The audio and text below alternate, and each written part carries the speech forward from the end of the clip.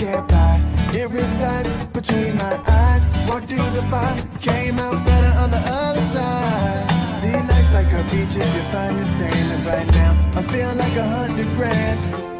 You are listening to Inspired Insider with your host, Dr. Jeremy Wise. Dr. Jeremy Weiss here, founder of InspiredInsider.com, where I talk with inspirational entrepreneurs and leaders. Today is no different. I have Damon Burton. You can check him out at SEOnational.com. And Damon, before I formally introduce you, I always like to point out other episodes of the podcast people should check out. Since this is part of the Top Agencies series, I had Kevin Hurrigan of Spinutech. He had an agency, started his agency in 1995. So it was really interesting, Damon, to hear the evolution of the internet space, the business world, and the agency space since 1995. So that was an interesting episode. Also had Todd Taskey on. Todd Taskey helps match agencies with private equity. He has a Second Bite podcast, the Second Bite, because he'll help agencies sell. And then if private equity sells again, sometimes they make more on the second bite than they do on the first. So again, talked about the M&A space, valuation space, agency space. He has an interesting perspective on that as well. So that and many more on InspiredInsider.com. This episode is brought to you by Rise25. At Rise25, we help businesses give to and connect to their dream relationships and partnerships. How do we do that? We do that by helping you run your podcast. We're an easy button for a company to launch and run a podcast. We do the strategy, the accountability, and the full execution. So, kind of, Damon, we call ourselves the magic elves that are running in the background to make it look easy for the host so they can create amazing content, create amazing relationships, most importantly, run their business. For me, the number one thing in my life is relationships, and I'm always looking at ways to give to my best relationships. Actually, Damon feels the same way. It's a weird thing about giving without expecting anything in return.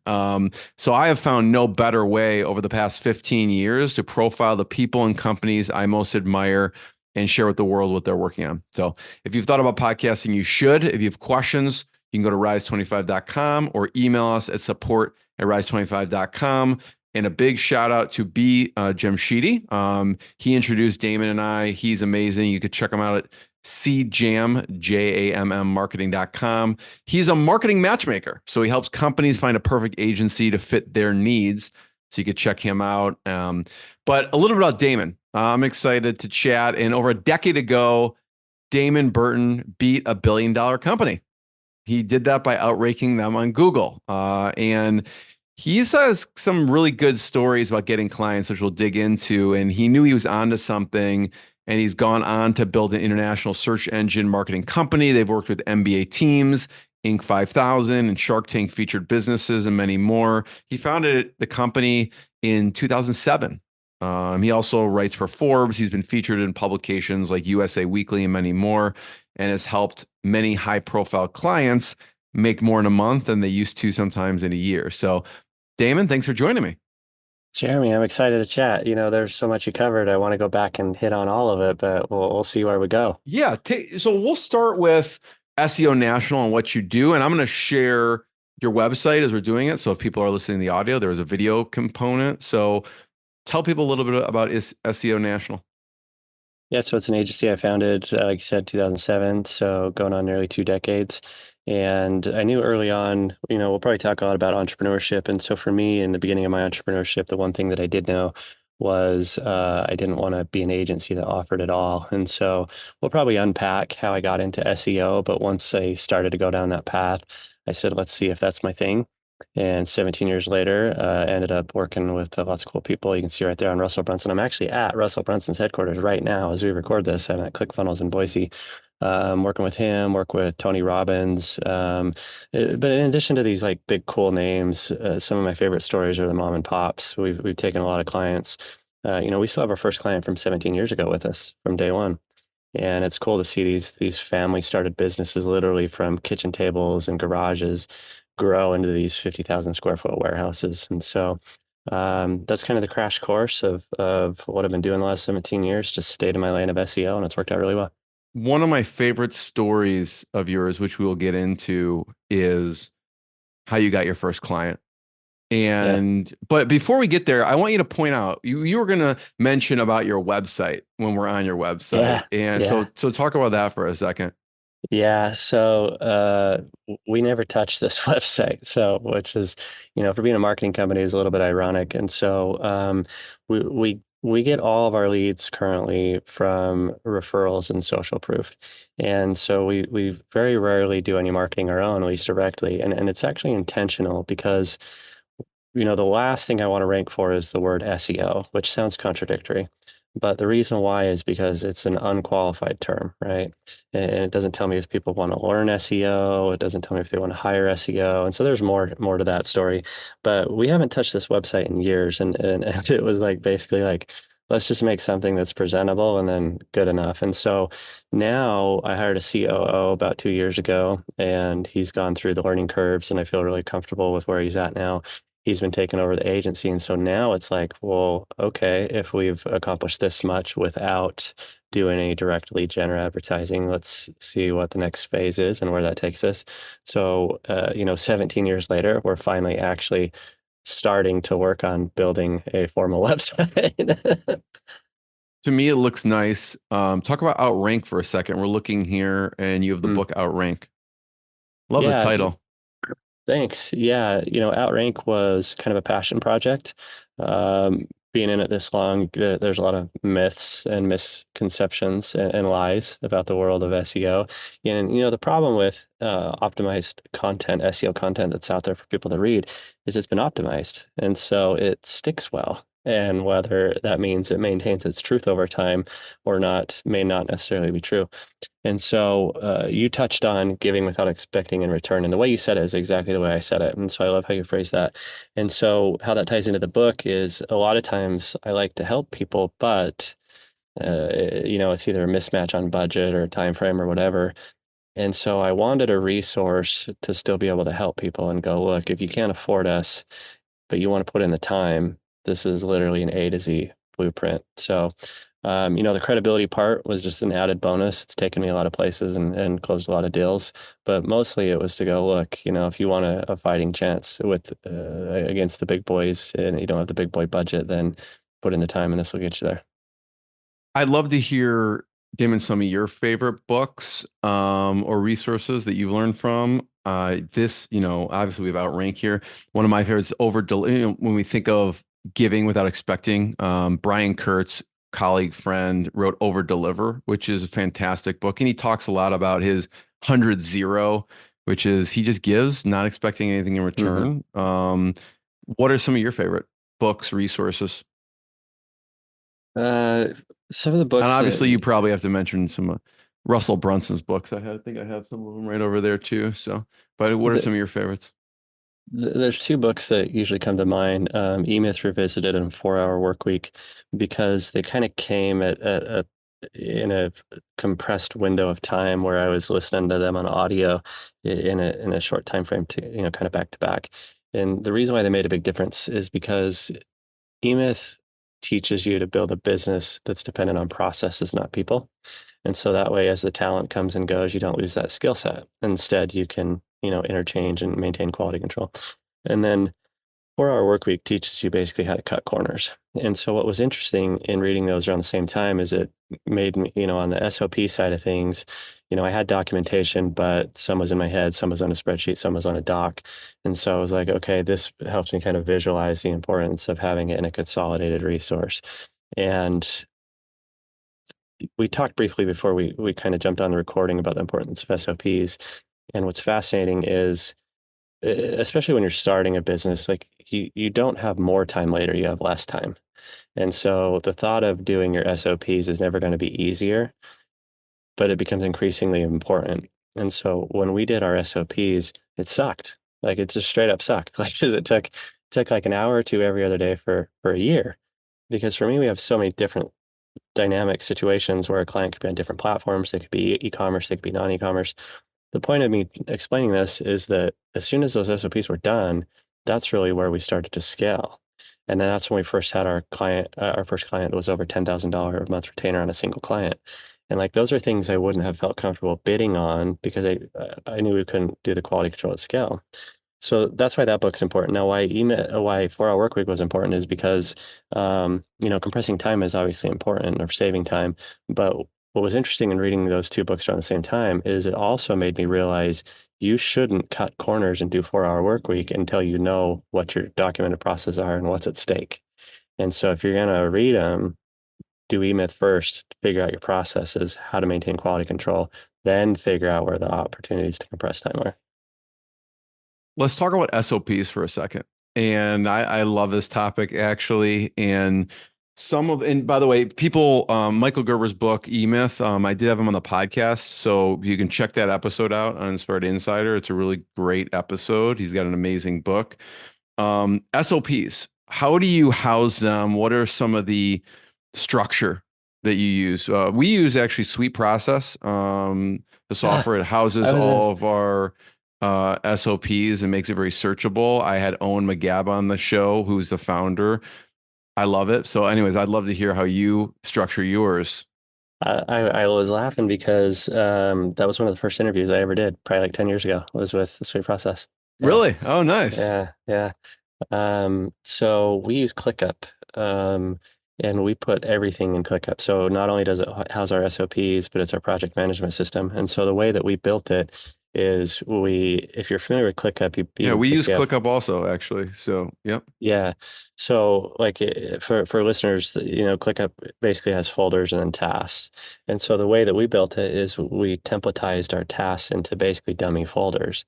And so now every time, like instead of having an account and then having to go refer to the documentation, we duplicate the documentation and assign it as a client. And so now every client gets their entire documented list. So now you have we got 200, 300 audit checkpoints for every client we launch. And so now you can launch a project with perfect quality control every time with click of a button. And so it holds our documentation, but then as they read the documentation, they also complete the task. Now, one thing that's interesting that we changed this year is, we've had pretty in-depth SOPs and it's been our superpower for a good 10 years plus. But what was interesting is we ran into a problem earlier this year that I never experienced in running the agency. And so last year we grew a lot. And so I gave the team autonomy to hire and pass the torch and things like that. And I always thought, our SOPs are so dialed in that we can't screw it up. So sure, hire people, do whatever you want. And then all of a sudden I started to notice little things, like little gaps in fulfillment that like we would never miss. And so what had happened was your team will be as good or as bad as the documentation you provide, which I knew that. What I didn't realize was they are also like water and will follow the path of least resistance. And so the missing component was including the why in the documentation. So they had the how, but what was happening was like the metaphor of the path of least resistance is they would do the thing because it said to do the thing, but they didn't understand why they were doing the thing. And so every once in a while, there's these little tiny nuances where there's judgment calls that if you understand the why, you can do that very clearly. But without that, that's where we started to have these gaps. And so I had the team go back and add the why. So now all of our documentation is the same, but now instead of the first paragraph being tactical, the first paragraph is here's why you're doing the tactical. Love it. Yeah, we use ClickUp, love ClickUp for project management, and we will in each task link the Sweet Process SOP in that task. And I like how you said use templates and kind of have checklists and things so people do both. So I love that. What are some of the other tech and tools you use? So use ClickUp. What else as a company is important for you? So software. So I have a love-hate for software lately because I just recently looked at our P&L. It was like, holy crap, we spent like $7,000 a month on software. Are you kidding me? I feel like we just did this analyzation too, and I feel like we realized the sweet spot must be if they charge less than $5,000 a year, it goes under the radar. I'm like, why are all these softwares $5,000 a year? Yeah. So I get you. Yeah, well, it's like sure, we'll use Google Business Apps. It's only like $10 a user, and all of a sudden you got 50 users, and now you're paying like, you know, It's so 6,000 right there. Yeah. so we got, I mean, we're using Google Business Apps, and so that started originally, obviously for just email, but then we used to have Dropbox, and so I'm like, well, why don't we just get rid of Dropbox and then use the existing Gmail as also Google Storage? So we use Google Business Apps for email and storage communication. Um, we use Slack for communication. We use Figma for design. We use Zoom. We use Acuity for our calendars and appointment bookings. Um, what else do we got? We use another tool called File Stage, which helps which helps streamline the process of clients approving mock-ups and things like that. So instead of emailing mock-ups back and forth, you're like, go check it out here, and you can mark it up and add comments. Yeah, dude, there's probably 20 little Do you have $9 a a month software. from like an email inbox? Do you have a centralized email inbox, like from a customer support, or how do you handle customer No, support so stuff? this is you'll like this, and this is actually really fascinating because we are so good at our SOPs. Part of going a level deeper on SOPs is a lot of people don't realize SOPs can go beyond the tactical. SOPs can be touch points, communications, and customer service. And so we are so good and proactive at setting expectations that I have no project manager, I have no CEO, we have no account reps, but yet we manage like 80 accounts in billion-dollar companies. And it's because what happens is we onboard the account. Well, actually, it starts before the onboarding. It starts in the negotiations. And so it's like, look, here's the rules of engagement. You talk about all the fun stuff, but then you also talk about the boundaries. And so it's like, look, you don't get my cell phone number. We're not available after hours. We don't check emails on weekends. And then when you engage, we send out a proposal. There's a full page in our documentation that says reasons not to hire us. And it's all the things that not only that we want to protect for our own sanity, but also protect to maintain a positive engagement of productivity. Because if you get a client that's calling you every day, you're going to not like them real quick. And if you don't like them, then you're not going to deliver for them as well.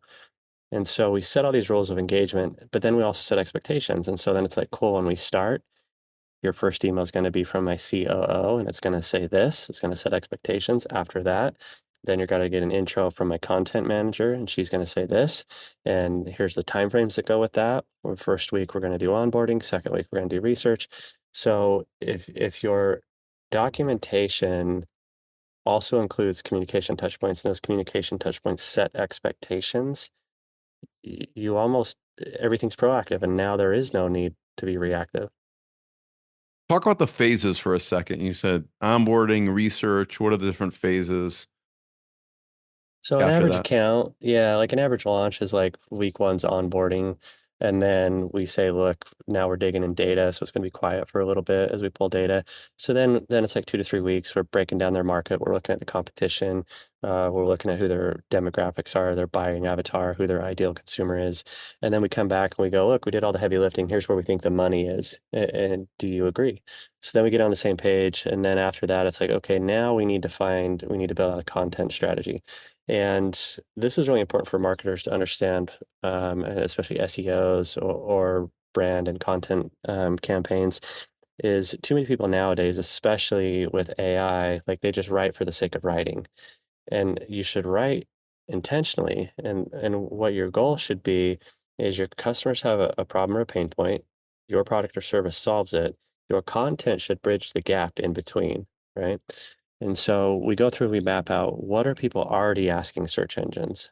And not only what are they already asking, but which of those queries implies buyer intent? Because if we're writing, let's attract people that we can help. Let's not just write to try and game the system. So you're like 4 to 6 weeks in for us just to map out the strategy. And what's also happening in that time is then my developers and my tech team go through and do all the nerdy stuff. They make the page load quicker, they make it mobile friendly, they touch all the things they need to touch. So generally speaking, we're like 6 weeks in just to lay the foundation. And then after that, it's a giant reoccurring content and credibility machine. Talk about reasons not to hire you. What are a few examples?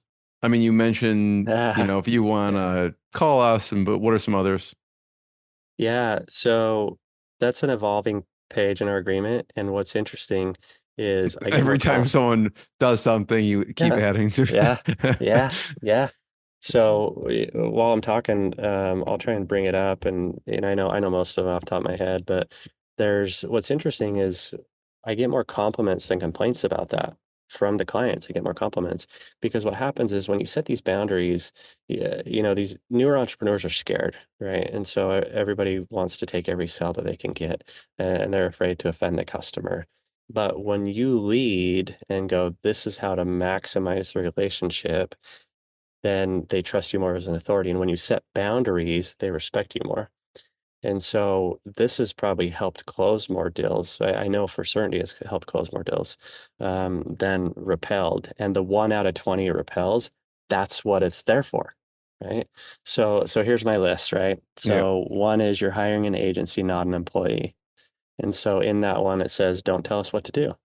I think, by the way, David, I want to say these could all be t-shirts, like individual Yeah, t-shirts. yeah, So anyways, keep going. yeah, little bumper stickers. Yeah. Yeah, Uh, exactly. so the first one's like, look, we're experienced experts, and that's why you're coming to us. So let us do that. The next one is you're paying for implementation, not training. Because a lot of times clients will go, well, can I watch? Well, no, because now you're 2x delaying how long this takes, and you're not compensating me for that delay. The third one is SEO is not a quick fix.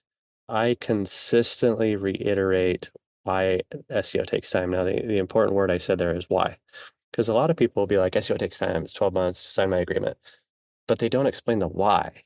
They don't explain, and this is really important if you're shopping SEO or if you're an SEO agency, how you can help with client retention is it does take time, but if you don't explain why, then people are left hanging because they're paying you lots of money per month, and they're tangibly not seeing anything. And so the way you explain it is progress versus monetization. And what this means is you see progress relatively quickly. You can see progress maybe in a month or two, but progress translates to being on page 12 of Google now to page 9. But there's no monetization because all the traffic's on page 1. That's why SEO takes time, is not to move the needle, but to move it far enough that you can make money. So we explained that. Couple last quick ones are we don't do excessive meetings. So it says we don't do meetings about meetings. I'm going to send you everything you need. I don't need to waste your time. You don't need to waste my time. If you really have an actual question, here's the calendar. Otherwise, we're not scheduling reoccurring meetings. We avoid shiny objects. Read all you want about SEO. Don't tell me about it. I gotcha. So the voice shining objects, like I've heard this thing, if we put it into Chat GPT and do this, that will help us rank, that kind of thing. Yeah. What's the latest corner cutting thing? Yeah. And then the last one is what I call new sheriff syndrome. So this is when, like, look, your team might change, that's fine. Point of contact might change, that's fine. But two things. One is that doesn't mean we change direction. And two, it's not our responsibility to bring them up to speed. We didn't hire them, you did. Thanks for sharing that. I love that. One thing that sticks out, and I mentioned the very beginning of this interview, is one of my favorite stories is how you got your first client. And it relates to a no-brainer offer, Mhm. right? This is kind of Yeah. how you got an SEO, I believe, but talk about what you did. And I think it's really instructive just in general. Yeah, and don't let me forget to tell you, I did my first live event 2 weeks ago, and people are doing this, and I'll tell you the results from it. So my background was originally in web design, and so I had a client that says, "What do you know about Google?" And so what I told him is, I said, "Look, I think I know enough I can help you, but I don't know enough that I'm confident I can deliver a return. And so morally, I don't feel comfortable charging you, but I also don't want to work for free. So how about we do this? Let me see how far I can get you. If we hit this mutually agreed upon goal, then A, you pay me retroactively for that time, and B, now we start retainer moving forward." And so you talk about the reason why it's a no-brainer is because now they have nothing to lose. Either they pay nothing or it works and they make money. Now I'm also incentivized to make it work. And so now we both win and we generally both have nothing to lose. And so, I hit those goals. They signed up as a client. Like I said, they're still a client to this day, 17 years later. And then what I was able to do is go to client number two, who was a design client. The client number one had referred, and I was able to go, hey, number two, remember number one? Here's what we just did with them. Do you want to do the same thing? And of course they're like, well, why not? And so we did the same thing with them and hit results from there too. So that's how I got the first client. Now I just did this 2-day training a couple weeks ago, and I talked about this because there was a couple people in the room that do some sort of online services, but not particular SEO, but they've dabbled in it and they find it interesting and they want to do more. And that was their question is, how do I get my first client? And so I told them this. I said, go approach businesses and tell them, look, I'm looking to get into this. Here's my background. And I'll do it under those circumstances. And one other thing I'll add is I've been mentoring my wife's nephew for 2 years now, and he did this. I'll add one other strategy that new entrepreneurs can do is, you can't optimize a website until you understand how websites are built. So I told him to start by learning design. And we can take the same concept that we talked about getting your first SEO client and apply it with a small tweak to getting your first design clients. So what I told him is I said, "Look, jump on LinkedIn, jump on wherever, and message small businesses and go, look, I'm a new entrepreneur. I do these $500 websites, but I'm going to do it for free." So their alarms are going to go off and go, what's the catch? Why free? But then when you just say, I'm new, I want to build out a portfolio, I want the experience, then their guard comes down and they probably want to help you because entrepreneurs want other entrepreneurs to win. So you do that long enough that you start to feel comfortable with design. Then you go, okay, now I do $1,500 websites for $500. Now you can start to understand the value exchange of money. But then you still have room for error because you explain your learning and you give them a discount. So you do that, and then you can start to convert to the SEO proposition if you want to do SEO. So I explained this at this event, and not even a week later, somebody in the group posts and went, I got my first $7,500 client. That same guy 3 days later goes, I got my second $7,500 client, right? And to your point, it's a no-brainer. I have interviewed a lot of I geek out on SOPs. The other thing is direct response marketing copywriting. And the best copywriters have a risk reversal, like an offer that has a risk reversal that takes the risk off the client. That's exactly what you did. Then you went to the second one and just said, hey, look at the social proof I have. I can help you. It seems it's like a no-brainer path. And it's also a give, right? So like you're both aligned in the outcome there. So yes, I love that story. Thanks for sharing. You have a lot of cool stories. We won't get into all of them, but there's a cool one that involves an apron, I think. We won't get into that one. They could listen, someone could listen to that one some other time, but it was really just offering your help because you couldn't find an item that was at a kiosk and you couldn't find it online. So like if you sniffed out a problem that you saw and you just offered to help. And so I love that the person didn't even know how, like they were losing the revenue. But go ahead. What were you gonna say? Yeah, I won't unpack the whole thing, but I'll add one thing. Yeah. One small comment on that story is because I made the effort to help that person, they became a client. And when they became a client, they became an advocate. And that was in the infancy of my agency. And that one person for probably the next 4 years sent 25% of all my business. It's amazing. And let's talk about mentors for a second. It's interesting. You attended a ClickFunnels or Funnel Hacking Live, and you went in to get just an upgrade to your seating. Wasn't even that. Yeah. So, and then tell people what happened there. And I think I want to just have you talk about the reason, right? And why you were doing that, because I think that's really instructive. But talk about that story where you went to do that. So I went to Funnel Hacking Live, which is an event that Russell Brunson that runs ClickFunnels puts on. It's a massive event. It's like 5,000 people. And I went with a friend of mine who was well known in the community.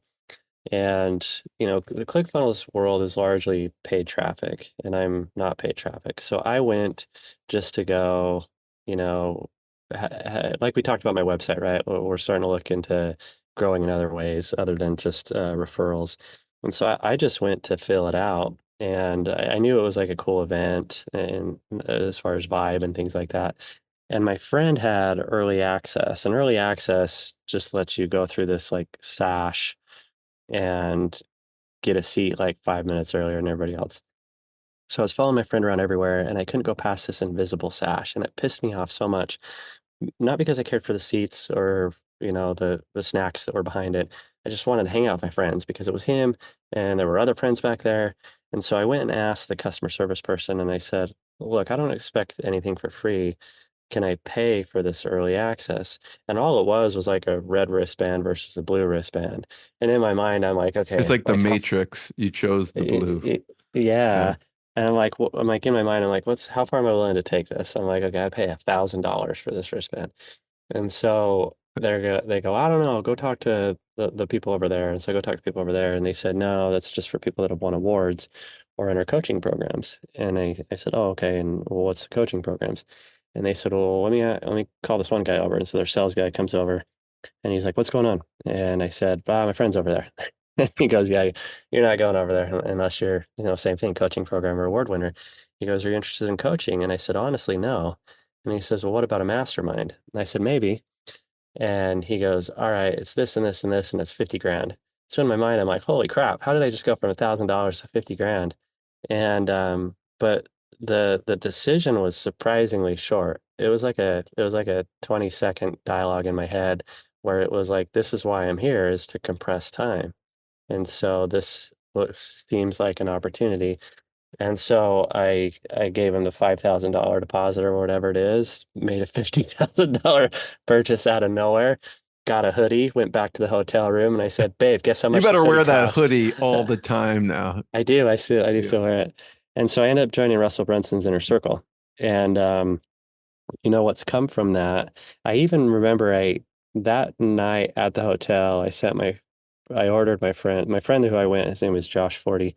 Him and I are still good friends. And I remember going to the hotel that night and there's this client of ours that mails cookies, and I ordered these cookies and sent them to Josh. And I said, hey, I don't know what's to come of this, but I think this is probably gonna, you letting me tag along with you, I think is gonna lead to something that changes my trajectory. Now, fast forward a couple years, Russell Brunson, like I said, I'm at ClickFunnels right now. Russell Brunson is still in his mastermind, but now he's also a client. The credibility and the networking that's come from that has allowed me to pick up other great clients like Tony Robbins. Um, and people come to me instead of me having to go to other people now. And some of the seeing just some of the things, I'm really proud of what I've accomplished, but when you are around these other people, there's more than once where I'm like, oh, that's cool that I did that in a year. And they're like, oh yeah, you could do that like in a day, right? Like what? So that's the $50,000 bracelet story. It actually inspired a book too. There's a book called Inside the Inner Circle, that was birthed from that story where other people in the group talked about how they got into their trajectories in life and things like that. So yeah, that's the What I story. love about that, Damon, is when you talk about you were there to compress time, and speed, right? What are some of the things you learned from Russell being in the group, and then maybe some other people that you've connected with in that circle?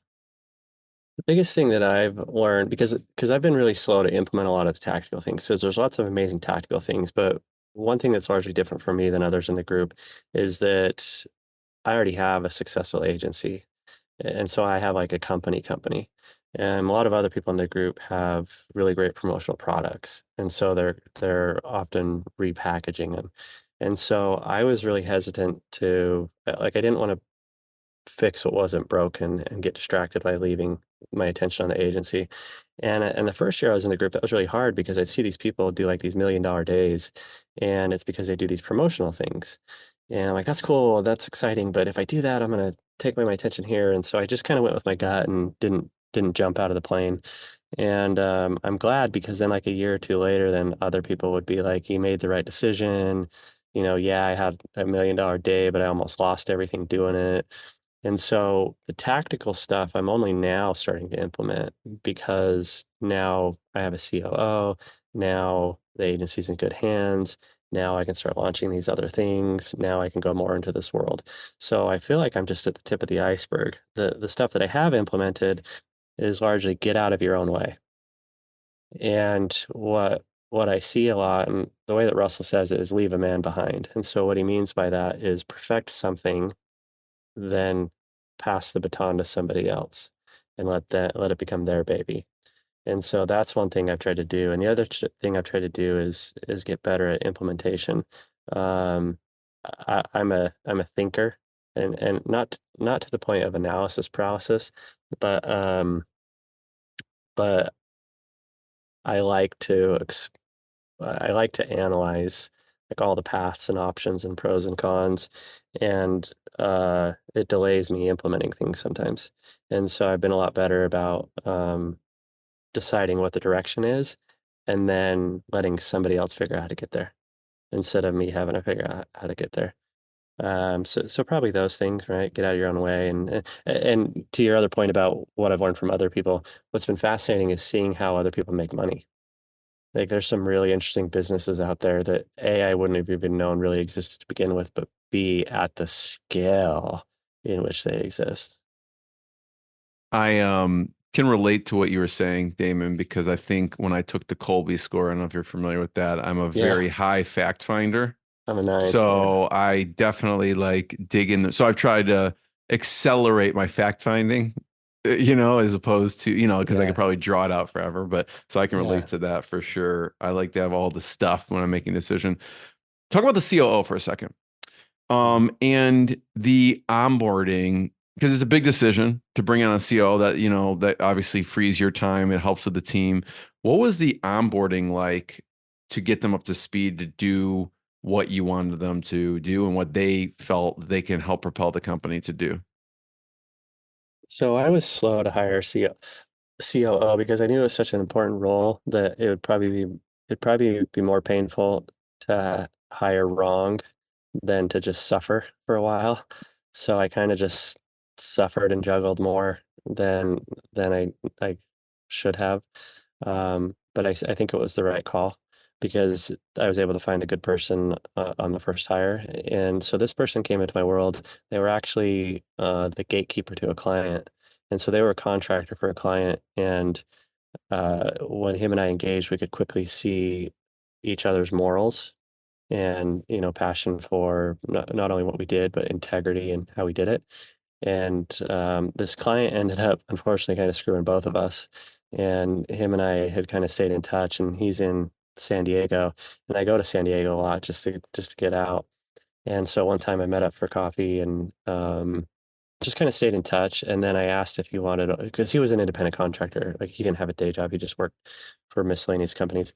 And so I asked if he wanted to pick up some of our overflow. And so he did some of our overflow, and then he did really good at that. And so then I said, "Do you want to kind of do some project management?" He did good at that. And I remember I was sitting in my front yard, just kind of pacing the sidewalk, doing whatever. And I was thinking about all the gaps I'm trying to fill. Like, what are the specific problems I'm trying to solve with this role? And then at the same time, I see how his name is Vlad. At the same time, I was thinking, what are all the problems that Vlad's trying to solve? And Vlad was trying to solve consistency in clients. He also had a pain point where, some would pay and some wouldn't. And I'm like, well, wait a second. He said, he likes our consistency. He never has any problems with pay from us. He fills the gaps that I have. I'm like, why don't I ask Vlad? so so then we It's kind like of one did of like those a head slap moments.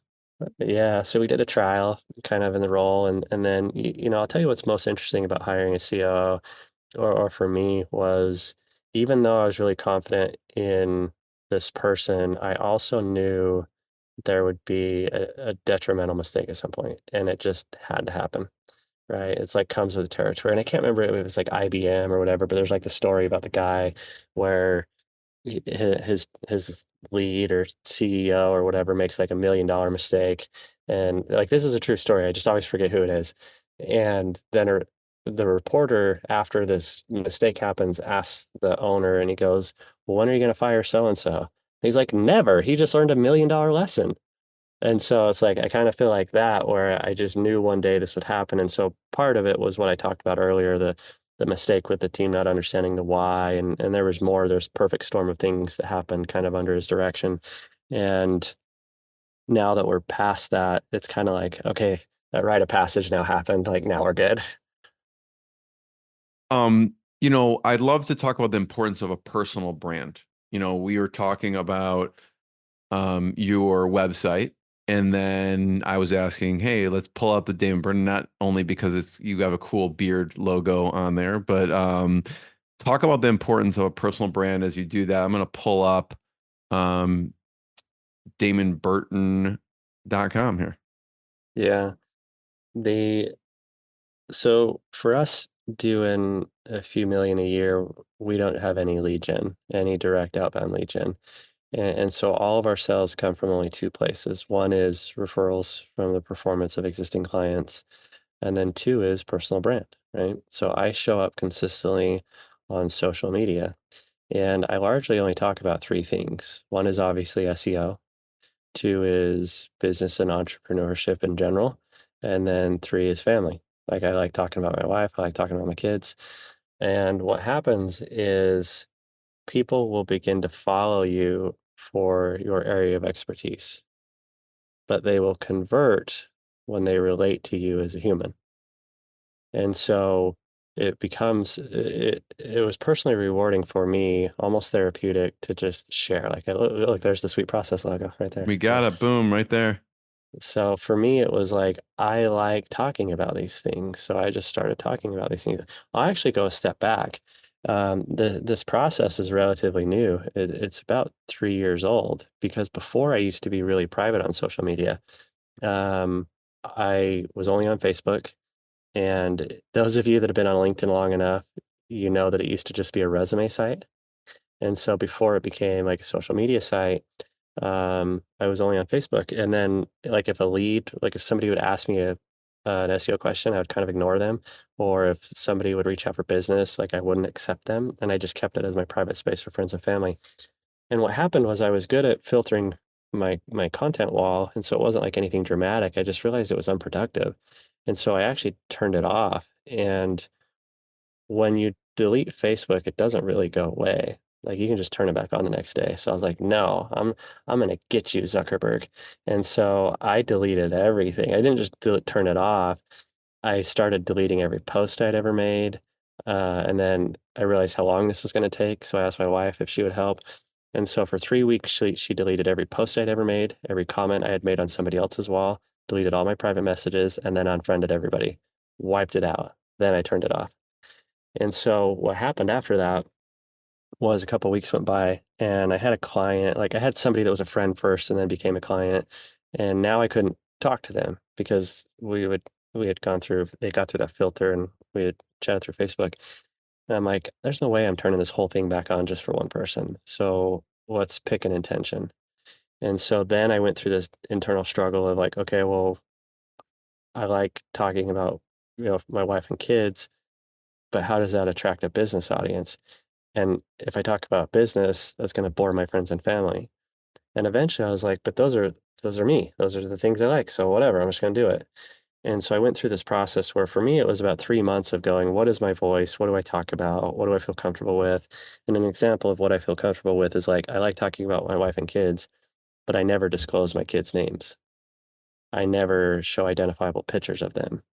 But unless you listen to this interview, I talk so intimately about them that you would never notice that. And so from that, started to become private You're messages. maintaining a certain privacy, even though you're Yeah. sharing. Yeah.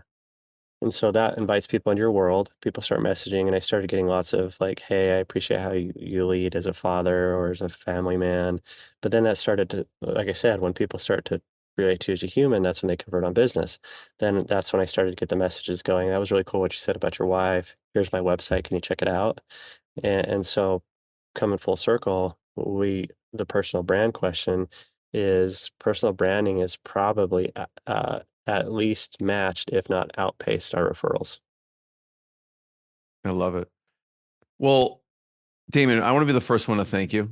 I know you have to get to a speaker who, started or sold a I $100 don't even know million who it is. company. Yeah, So surprise. a mystery speaker, since you're at the ClickFunnels headquarters, but I really appreciate you showing up today and sharing your lessons. I want to encourage people to check out SEOnational.com. You can also check out DamonBurton.com and more episodes of the podcast. And Damon, thanks so much. Appreciate you. Been a pleasure. Thanks, Jeremy. What I got, you can't buy. It resides between my eyes. Walked through the fire, came out better on the other side. See, life's like a beach if you find the sailing right now. I'm feeling like 100 grand.